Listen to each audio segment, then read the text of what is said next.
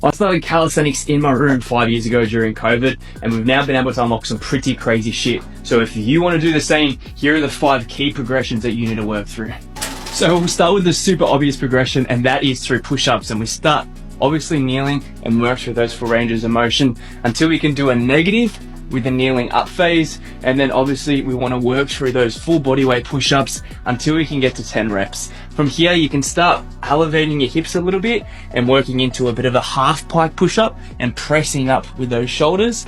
Progress until you can eventually get super high with those hip positions and get into a very vertically pressed push-up.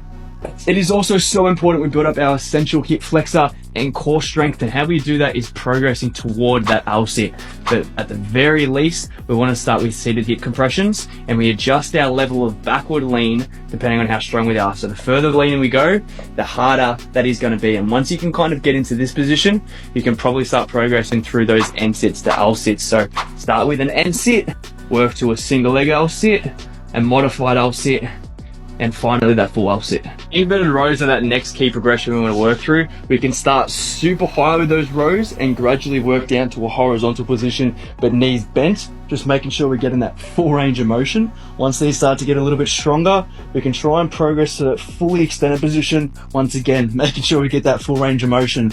If you can get 10 reps of those, we can flip around and start elevating that feet till we get into a completely inverted row position. Dip variations are obviously an excellent exercise, and you want to start obviously with your knees bent until you can get it to a point where you can do those knees extended. Once these start to get super easy, we can progress to those chest dips, and don't be afraid to use bands to start with to learn that full range of motion. Then you can progress to negative reps, getting that full stretch on your chest and shoulders until you can start repping out those chest dips for a good 10 reps. And lastly, you knew what was coming, but we're going to want to build up our pull-ups with any variation that you can manage.